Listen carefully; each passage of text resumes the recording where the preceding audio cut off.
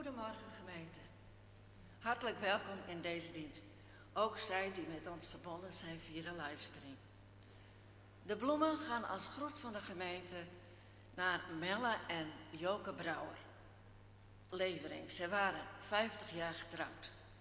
Bij hen beiden wordt een bloemetje gebracht, vandaar dat er 2 bossen staan. Hanneke Veenstra wordt 6 juli opgenomen in het ziekenhuis voor een nieuwe heup. De eerste collecte is bestemd voor werelddiaconaat en de tweede is bestemd voor de kerk. Onze voorganger is dominee Roepers uit Achlem. De lector is Evert Bruinsma. Organist Paul Bielsma. En na de dienst nodig ik u van harte uit om een kopje koffie te komen drinken. Ons intoogslied is Psalm 87, de versen 1, 2, 3 en 4. En we zingen dit indien mogelijk staande. Dan wensen we u een gezegende dienst.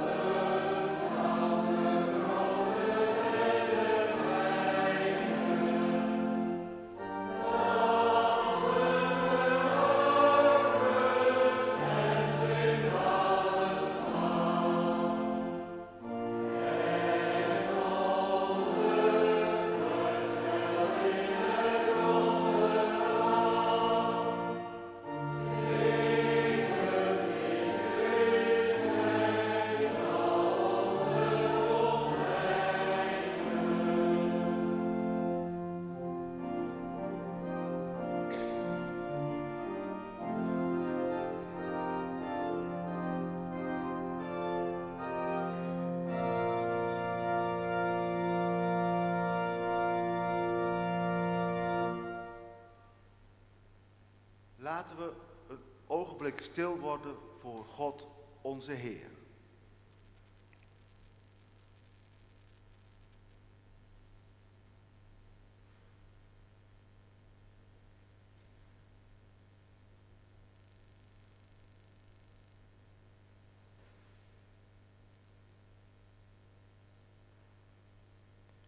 Aan het begin van deze dienst spreken we uit dat onze hulp is in de naam van de Heer die hemel en aarde gemaakt heeft.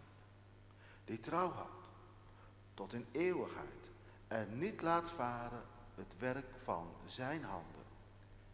En in zijn naam groet ik u allen. Genade, barmhartigheid en vrede zij u van God de Vader en van Christus Jezus onze Heer. Amen.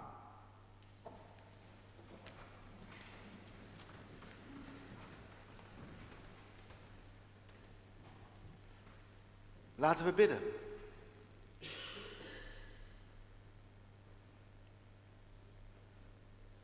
Barmhartige God, hier zijn wij, gekomen om u te ontmoeten. Maar zijn we daar wel klaar voor? Leven we wel zo, dat wij voor u kunnen verschijnen? Geloven we wel elke dag in u? Laat ons leven dat wel zien. Of leven we eerder alsof u niet bestaat? Alsof u er niet bent? Zoals zoveel mensen in onze dorpen. Goede God, vergeef ons. Vergeef ons dat wij aan u voorbij leefden. Maak ons tot uw mensen. Leer ons de weg naar uw heil, opdat wij uw mensen zijn. Dat vragen wij u in Jezus' naam. Amen.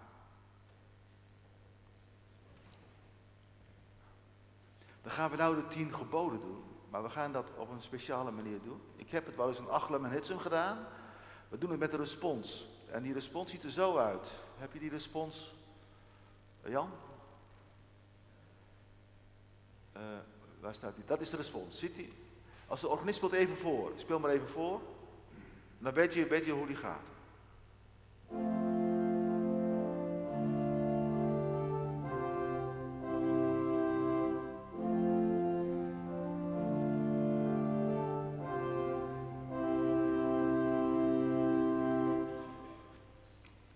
Herinneren zich de Achlemmers het? Jawel, hè? Jullie herinneren je het wel, hè? Jawel. Dus die helpen de mensen uit Adem en Kimsut worden wel geholpen door de Achlemmers en Hitsumers die het kennen. Dan gaan we nu beginnen en het komt allemaal goed. U roepen wij aan, o God. Hoor onze stem krachtens uw goedheid. Heer, maak ons levend naar uw recht. Gij die tot uw volk spreekt. Ik ben de Heer uw God, die u uit het land Egypte, uit de diensthuis geleid hebt. Gij zult geen andere goden voor mijn aangezicht hebben. Zie naar ons om en bevrijd ons. Gij zult u geen gesneden beeld maken, noch enige gestalte van wat boven in de hemel, noch van wat beneden op de aarde is, noch van wat in de wateren onder de aarde is. Gij zult u voordien niet buigen, noch hen dienen, want ik, de Heer uw God, ben een naijverig God, die de ongerechtigheid der vaderen bezoek aan de kinderen, aan het 3e en aan het 4e geslacht van hen die mij haten, en die barmhartigheid doe aan duizenden van hen die mij liefhebben en mijn geboden onderhouden. Zie naar ons om en bevrijd ons. Gij zult de naam van de Heer uw God niet ijdel gebruiken, want de Heer zal niet onschuldig houden wie zijn naam ijdel gebruikt.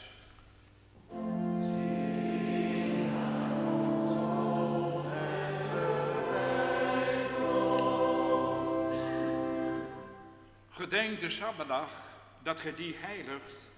6 dagen zult gij arbeiden en al uw werk doen. Maar de zevende dag is de Sabbat van de Heer uw God. Dan zult gij geen werk doen, gij, nog uw zoon, nog uw dochter, nog uw dienstknecht, nog uw dienstmaagd, nog uw vee, nog de vreemdeling die in uw steden woont. Want in 6 dagen heeft de Heer de hemel en de aarde gemaakt, de zee en al wat erin is, en hij rustte op de 7e dag. Daarom zegende de Heer de Sabbatdag en heiligde die.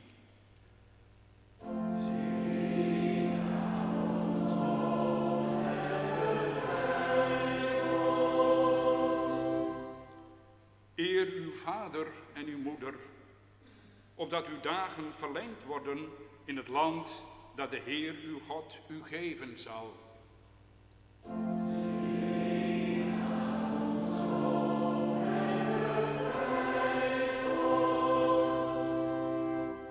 Gij zult niet doodslaan, gij zult niet echt breken, gij zult niet stelen, gij zult geen valse getuigenis spreken tegen uw naaste.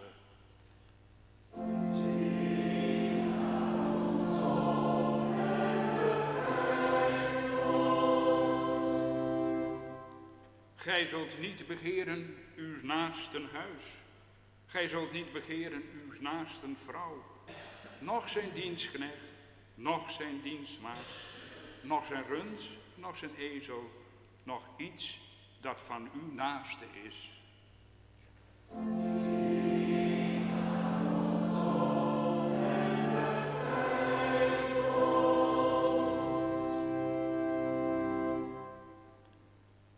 U roepen wij aan, o God, maak ons levend naar uw recht. En wij zingen nu Psalm 103, C, E en 2.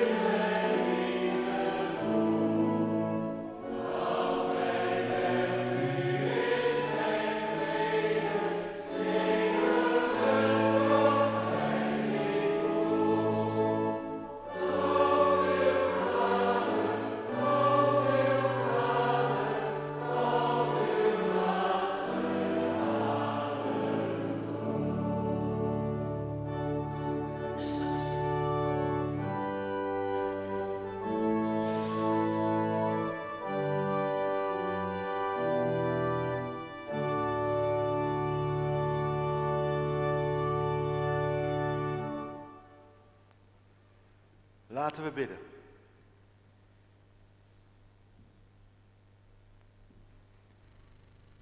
Hemelse Vader, wij vragen u om uw geest in ons hart. Want alleen door uw geest gaan wij geloven. Alleen door uw geest kunnen wij iets van u merken. Uw geest zegt ons dat het goed komt en dat u tot ons spreekt in deze dienst. Zend uw geest, opdat wij u verstaan. Zend uw geest, opdat onze gebeden en liederen in de hemel doorklinken en ook weer terugkeren naar ons hart. Zend uw geest, opdat wij uw gemeente zijn. Dat vragen wij u in Jezus' naam. Amen. Dan zingen wij nou een lied dat niet in het liedboek staat. Nader mijn God bij u, Johannes de Heer 456. 1 en 2.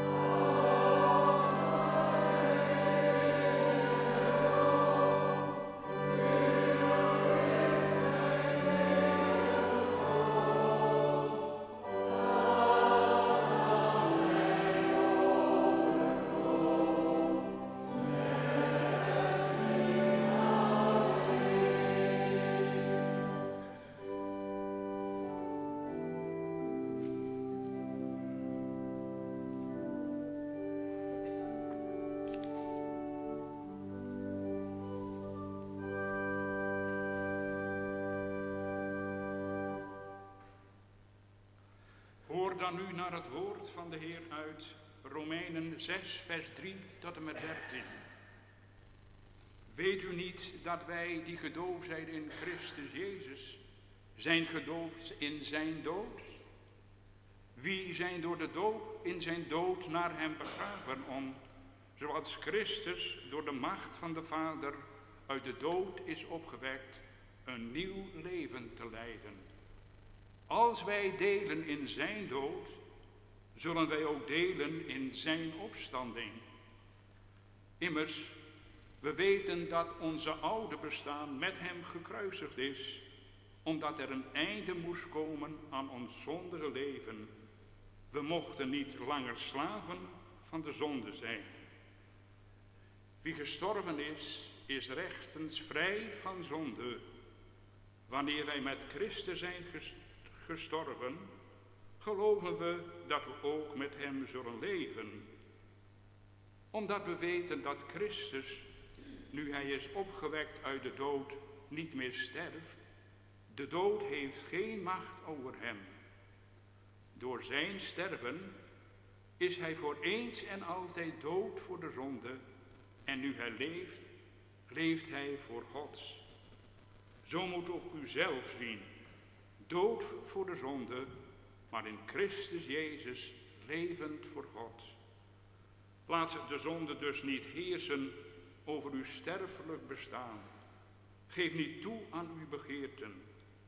Stel u niet langer in dienst van de zonde als een werktuig voor het onrecht, maar juist in dienst van God, als levenden die uit de dood zijn opgewekt. Stel uzelf in dienst van God als een werktuig voor gerechtigheid. We zingen lied 352, vers 1, 2, 6 en 7.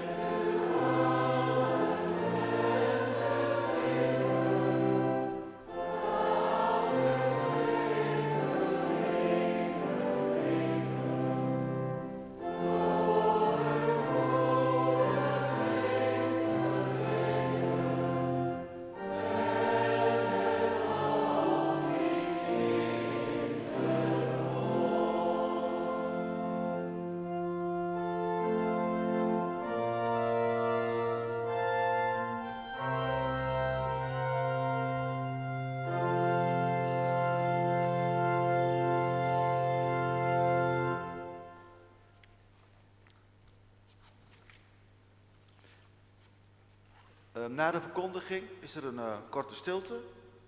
En daarna zingen we gezang 353, 1, 2, 3 en 4.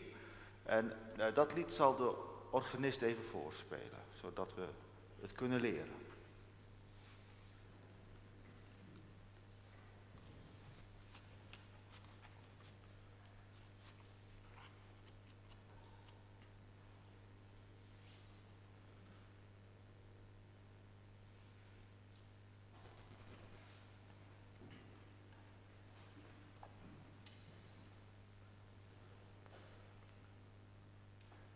Gemeente van onze Heer Jezus Christus. Binnenkort beginnen de vakantie weer. En vele mensen gaan er dan weer op uit. Naar het buitenland bijvoorbeeld. Ik denk dat sommigen al op vakantie zijn geweest, of niet?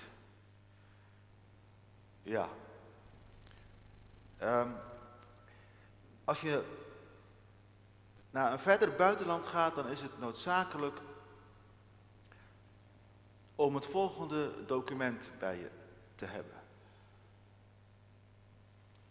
Een paspoort of een identiteitskaart. Vooral als je naar bijvoorbeeld Groot-Brittannië wilt, of Noorwegen, of Zwitserland, of landen nog verder weg, bijvoorbeeld Turkije, Amerika, Canada, Zuid-Afrika, Georgië. Ik denk dat wij allemaal wel een Nederlands paspoort of een identiteitskaart hebben. Ik denk allemaal wel. Je moet dat dan bij je hebben. En dat geef je dan. En dat geef je dan bij de passage van een grens of op het vliegveld aan het douanier. En die kan je dan identificeren.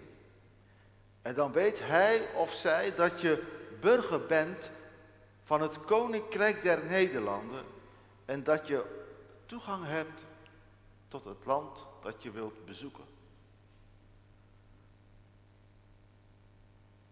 En het is een belangrijk document.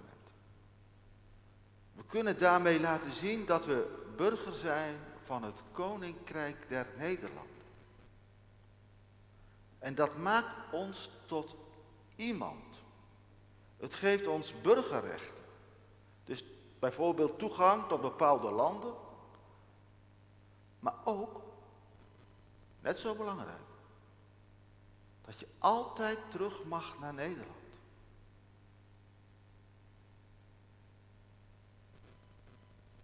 Altijd het recht te hebben om terug te keren naar ons eigen land. Hier horen wij. Nederland is ons vaderland. Maar we hebben ook recht op bijstand als we in het buitenland in de problemen komen. Toen afgelopen jaar in Sudan die burgeroorlog uitbrak, spande de Nederlandse staat zich in om Nederlanders terug te halen uit dat land.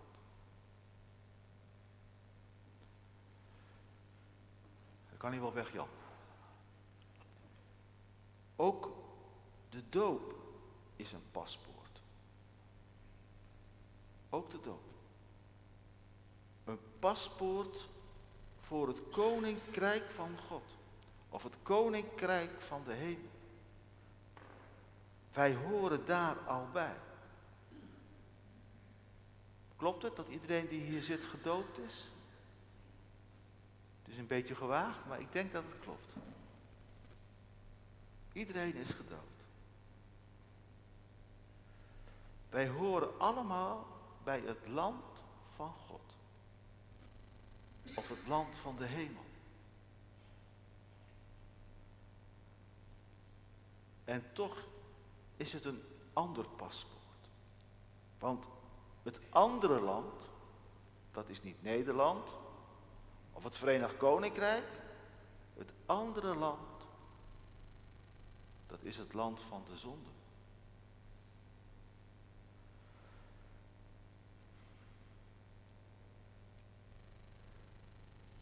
Zonde is een beetje een lastig woord. Ja, er zijn best wel mensen die daar moeite mee hebben.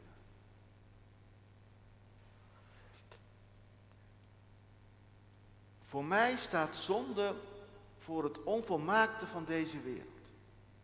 De wereld waarin wij leven is niet de wereld zoals die moet zijn. Er is ziekte, er is verdriet, er is armoede, er is onrecht. Dat valt allemaal voor mij onder dat woord zonde. Er is gewoon ontzettend veel narigheid. De wereld is niet zoals God de wereld hebben wil. En wij werken daaraan mee. De mechanismen die mensen arm houden, die onrecht laten voortduren, die milieuvervuiling in stand houden, ze zijn gebaseerd op ons gedrag. Zoals wij in het leven staan, draagt bij aan al die mechanismen. Want we denken vaak in de eerste plaats aan onszelf. Maar ook de persoonlijke verhoudingen, ook die zijn onvolmaakt. En dat komt ook door ons. Als soms iets fout gegaan is, dan denk ik wel, had ik dat niet anders kunnen doen?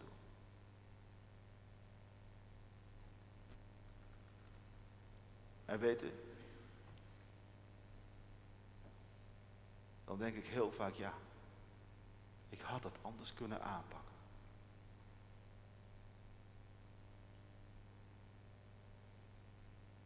Ja, maar we zijn toch gewoon van goede wil. Iedereen toch hier.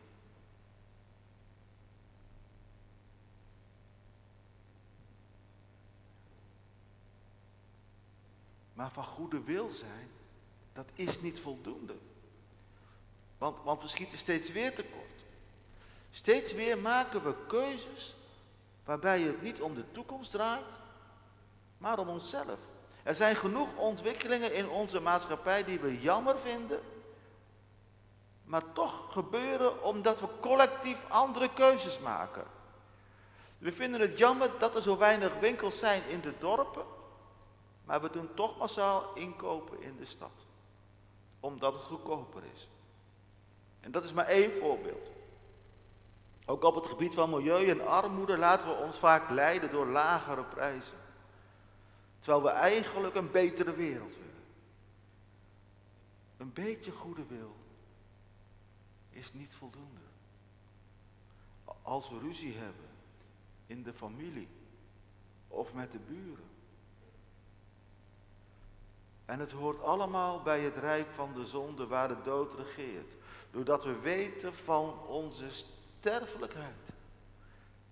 Doordat we weten van onze sterfelijkheid, willen we ervoor zorgen dat we niet tekort komen. Ja? De kans van je leven. De kans van je leven. Dat is een uitdrukking.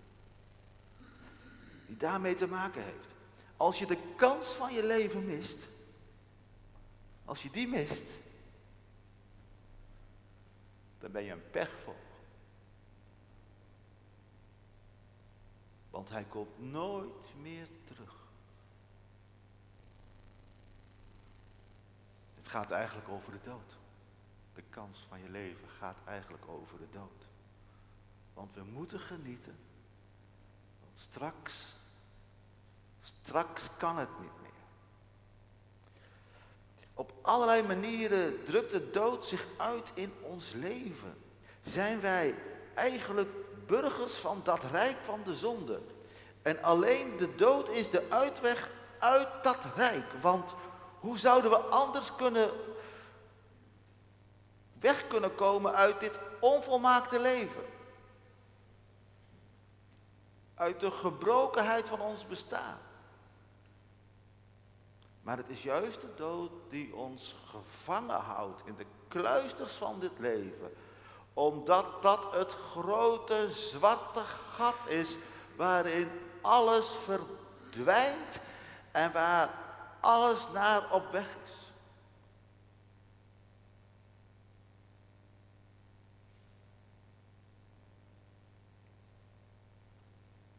En dan geeft Jezus ons een nieuw paspoort. Laat me zien. Een nieuw paspoort krijgen we van Jezus. In de vorm van de dood. Jezus is gestorven en dood voor de zonde. Maar hij laat zien dat de dood niet het einde is. Er is leven voorbij de dood. Bevrijd van de zonde. Jezus stond op in het volmaakte leven, zonder dood en zonde. Een leven waar alles goed is. Een leven in het goddelijk licht waar alles zuiver is. Waar alles mooi is. Jezus stond op in het koninkrijk van God. En Jezus is de Heer van dat koninkrijk. En hij geeft ons zijn paspoort. En als we dat paspoort van het koninkrijk van God openslaan, dan zien we dat het op naam staat van Jezus. Het is het paspoort van Jezus zelf.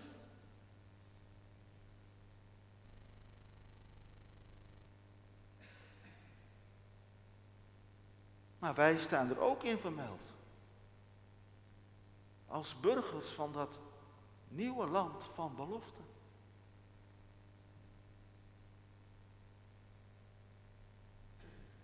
Wij sterven met Jezus om burgers te kunnen zijn van het land voorbij de dood. Wij horen niet meer bij het land van de zonde.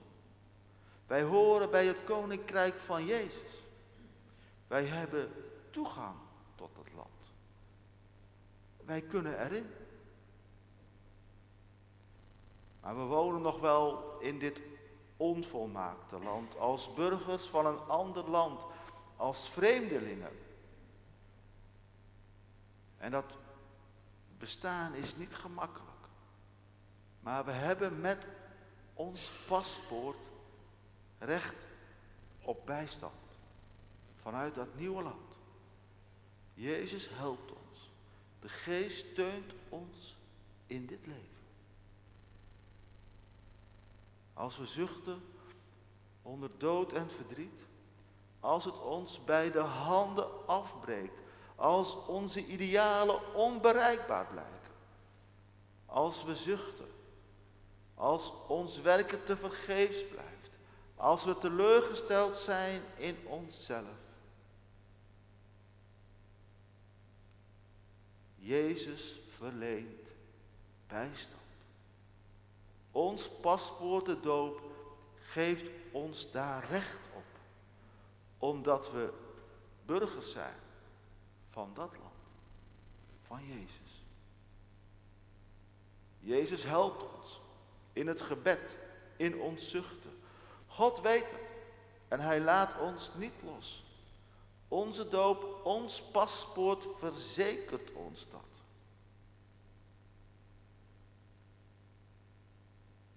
En als burgers van dat nieuwe land zijn we ook vertegenwoordigers van dat nieuwe land. Kunnen we al iets laten zien van dat nieuwe leven? Worden we geroepen om iets van dat nieuwe leven nu al te laten zien? In deze wereld.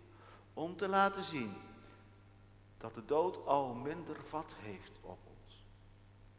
Om te werken aan gerechtigheid. Om iets van het koninkrijk zichtbaar te maken. Wij hebben immers al dat nieuwe paspoort. En we dragen het iedere dag bij ons. Amen.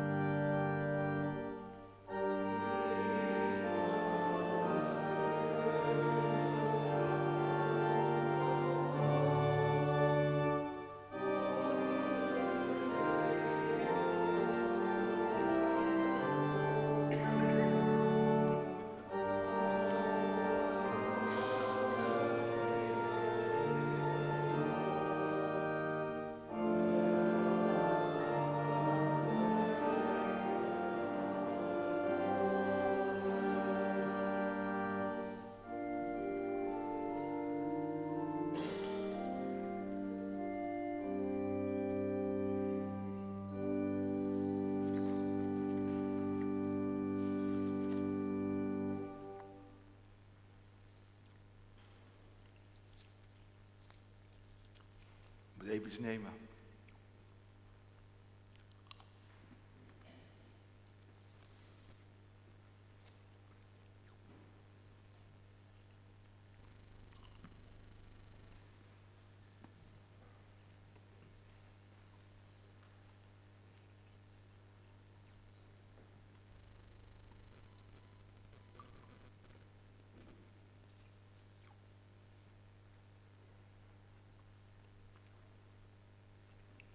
Volgen nu het dankgebed, de voorbeden, het stilgebed en het gezamenlijk Onze Vader. Laten we bidden. Goede God, we danken u voor de doop, dat we gedoopt zijn. Dat wij uw naam met ons meedragen als een paspoort. Dat wij al burgers zijn van uw nieuwe land, waar alles volmaakt is. Waar wij naar uitzien in dit bestaan. Dat we daar al bij mogen horen. Maar u weet ook dat we het hier soms best wel moeilijk hebben. Met de dingen die gebeuren. Wij bidden u voor de mensen die ziek zijn. Mensen die niet meer thuis kunnen wonen. Vanwege hun ziekte en opgenomen worden in een ander tehuis. Wij bidden voor die mensen die gescheiden leven, gedwongen door de ziekte. Wilt u met ze zijn? We bidden u voor de mensen die iemand verloren hebben en die daarom verdrietig zijn. En dat verdriet gaat nooit weg. Het wordt wel anders door het leven heen, maar het verdriet blijft. Wilt u met ze zijn, met uw troost? En wilt u ons leren dat de dood niet het laatste is? Wij bidden u voor de mensen die leven in armoede. Wij bidden u voor de mensen die zuchten onder milieuvervuiling. Wij bidden u voor de mensen die leven in oorlog, zoals in Oekraïne, wat daar allemaal niet gebeurt. En er zijn nog zoveel meer landen, Jemen, Soedan, Congo. Er zijn zoveel landen waar oorlog is, waar geweld is. Er zijn landen waar mensen geen toekomst meer zien en daarom willen vertrekken naar gebieden waar het beter is. Goede God, geef toch hoop en uitkomst. Leer ons te leven van de verwachting. En daar hebben we het best wel moeilijk mee. Maar leer ons dat. Wat wij op ons hart hebben, leggen we u in stilte voor.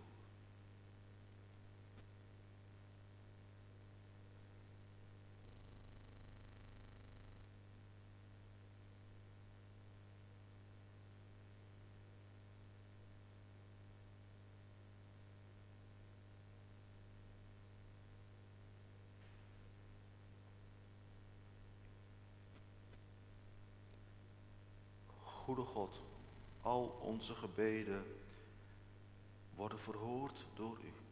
Uw Zoon heeft het ons zelf gezegd. Maar soms zien we daar niet zoveel van. Maar we weten ook dat alle gebeden verhoord zullen zijn in het koninkrijk dat komt. En nog veel meer dan dat zal ons worden gegeven.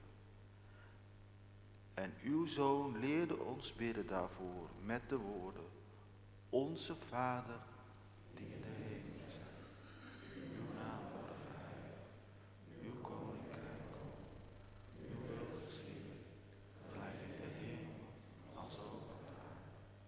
Geef ons heden ons dagelijks brood en vergeef ons onze schulden, gelijk ook wij vergeven onze schuldenaren. En leid ons niet in verzoeking, maar verlos ons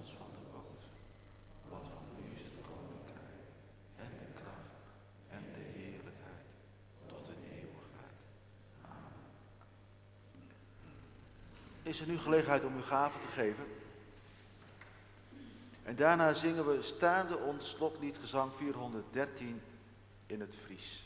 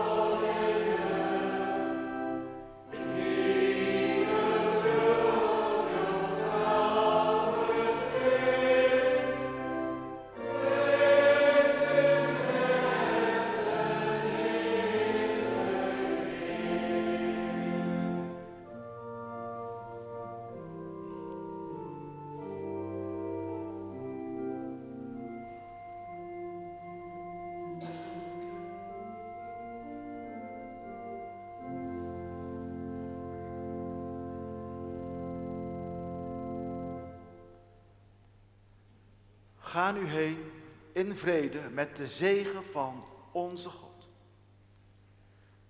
De Heer zegent u en behoedt u. De Heer doet zijn aanschijn over u lichten en is u genadig. De Heer verheft zijn aangezicht over u en geeft u vrede.